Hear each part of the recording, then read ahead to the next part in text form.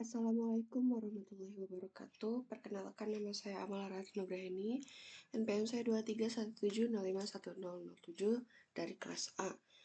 Di video kali ini saya akan menjelaskan kuis 6 tentang push dan automata, mata kuliah teori bahasa dan automata. Yang pertama itu ada automata, itu dibedakan berdasarkan jenis memori sementara yang dimilikinya, yaitu yang pertama ada finite automata atau FA, itu tidak memiliki memori sementara. FA adalah kelas mesin dengan kemampuan-kemampuan paling terbatas. Lalu yang kedua itu push down automata atau PDA, yang akan kita bahas nanti, yaitu memiliki memori sementara dengan mekanisme LIFO, yaitu mekanisme stack. Dan yang ketiga itu ada Turing Machine atau TM, memiliki memori dengan mekanisme pengaksesan acak atau Random Access Memory. TM merupakan model matematika untuk komputer saat ini. Contoh automata ini adalah algoritma yang memiliki keampuhan komputasi paling tinggi.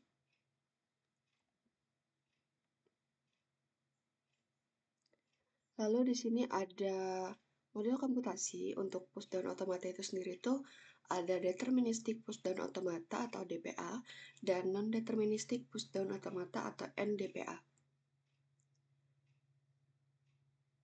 Lalu ada push down automata dan context free grammar. Chomsky menunjukkan bahasa context free ekivalen mesin abstrak push down automata.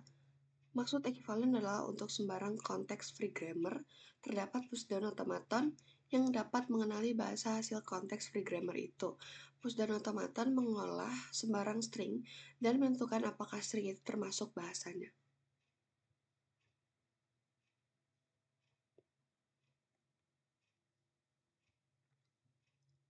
Lalu lanjut, pengertian dalam teori bahasa dan automata. PDA itu kepanjangan dari push down automata. Push down automata adalah jenis mesin abstrak yang digunakan untuk mengenali bahasa bebas konteks atau konteks free language, berbeda dengan automata hingga finite automata. PDA memiliki tambahan tumpukan atau stack yang memungkinkannya untuk menangani struktur yang lebih kompleks dalam bahasa. Lalu di sini terdapat penjelasan yang lebih panjang. PDA itu bekerja serupa dengan automata hingga finite automata, tetapi memiliki tambahan elemen penting yaitu tumpukan atau stack.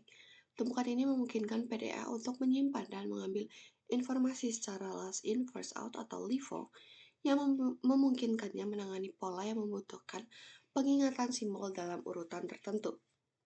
Lalu ada elemen-elemen utama PDA.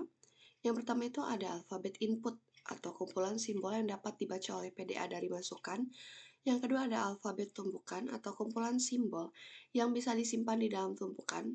Yang ketiga ada tumpukan atau stack, struktur data LIFO yang memungkinkan PDA untuk menambahkan atau menghapus simbol. Tumpukan ini bisa digunakan untuk menyimpan informasi tambahan selama proses pengolahan yang tidak bisa dilakukan oleh automata hingga biasa. Lalu yang keempat ada keadaan atau state. Sama seperti automata hingga, PDA memiliki beberapa keadaan untuk menentukan langkah-langkah selanjutnya dalam pengolahan input berdasarkan kondisi saat ini dan simbol pada tumpukan. Lalu ada cara kerja PDA. Itu PDA membaca simbol dari input satu persatu berdasarkan simbol input, keadaan saat ini, dan simbol teratas pada tumpukan. PDA menentukan apakah perlu mengganti keadaan atau apakah akan menambah simbol tumpukan atau apakah akan menghapus simbol dari tumpukan. Keputusan ini didasarkan pada fungsi transisi yang telah ditentukan. Fungsi transisi ini mengatur aturan tentang bagaimana PDA berpindah dari satu keadaan ke keadaan lainnya sambil mengelola isi tumpukan. Lalu ada contoh kasus, itu sebagai contoh PDA sangat cocok untuk mengenali pola tanda kurung yang terpasang secara benar, seperti dalam bahasa pemrograman. Dalam bahasa seperti ini, tumpukan PDA dapat digunakan untuk mencatat apakah setiap tanda kurung buka memiliki tanda kurung tutup yang sesuai. Misalnya ketika PDA membaca tanda kurung buka, ia akan mendapatkannya ke dalam tumpukan. Ketika membaca tanda kurung tutup, ia akan mengeluarkan tanda kurung buka dari tumpukan jika ada, menunjukkan bahwa tanda kurung tersebut berpasangan. Lalu mengapa sih PDA itu penting? Nah, PDA dapat menangani struktur yang tidak dapat diolah oleh automata hingga, seperti bahasa yang membutuhkan pencocokan atau pengelompokan simbol yang bersarang. Contoh, bahasa yang memiliki pola bentuk A pangkat N, B pangkat N. Namun, PDA masih terbatas dan tidak dapat mengenali bahasa yang lebih kompleks seperti bahasa bebas konteks deterministik yang tak terbatas. Pusdar otomata adalah model penting dalam teori komputasi karena menjadi dasar dari compiler dan parser yang digunakan dalam pemrosesan bahasa pemrograman dan bahasa formal lainnya.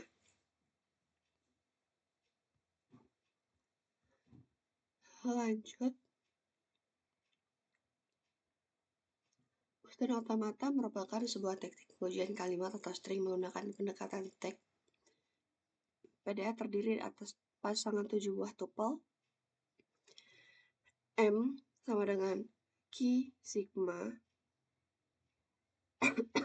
Stack, Ki0, Z0, Delta, dan A, di mana Ki itu himpunan hingga stata, Sigma itu alfabet input, A alfabet stack, Ki0 itu stata awal, Z0 simbol awal stack, dan untuk A itu himpunan stata penerima.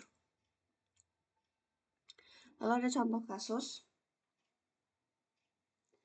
Deterministik PDA, jika diketahui sebuah PDA M merupakan sebuah PDA deterministik untuk pengujian palindrom memiliki tuple sebagai berikut. Untuk Ki-nya itu Ki0, Ki1, Ki2. Untuk A-nya itu Ki2. Sigmanya A, B, C, lalu A, B, Z0, dan fungsi transisi itu terdefinisi melalui tabel berikut.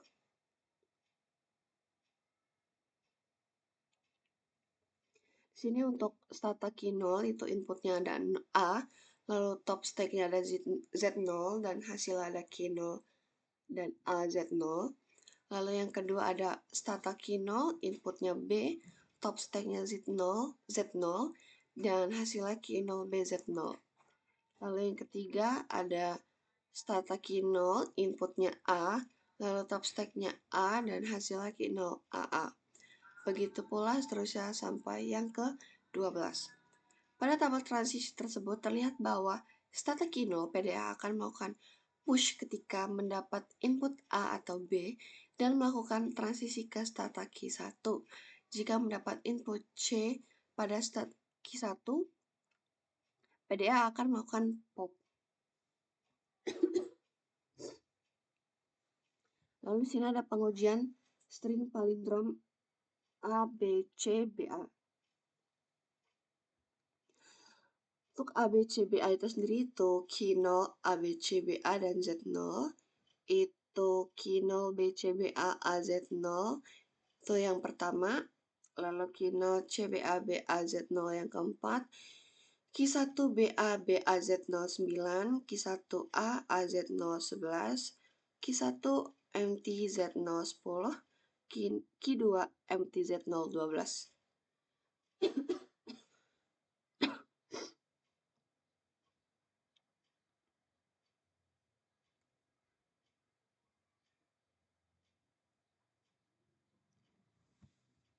Lalu kita buat kesimpulan.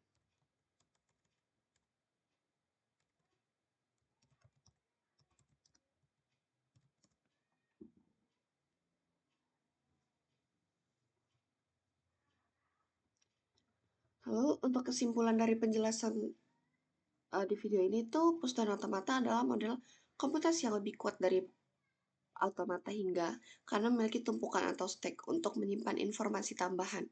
Hal ini memungkinkan PDA untuk mengenali bahasa bebas konteks yang memiliki struktur bersarang seperti pola tanda kurung dan pasangan simbol yang berulang. PDA berperan penting dalam teori bahasa formal dan komputasi, serta menjadi dasar dalam pengembangan compiler dan parser pada bahasa pemrograman. Mungkin itu saja penjelasan dari saya. Apabila terdapat penjelasan yang kurang dari saya mohon maaf. Dan kepada Allah saya mohon ampun. Bila taufiq wal hidayah, wassalamualaikum warahmatullahi wabarakatuh.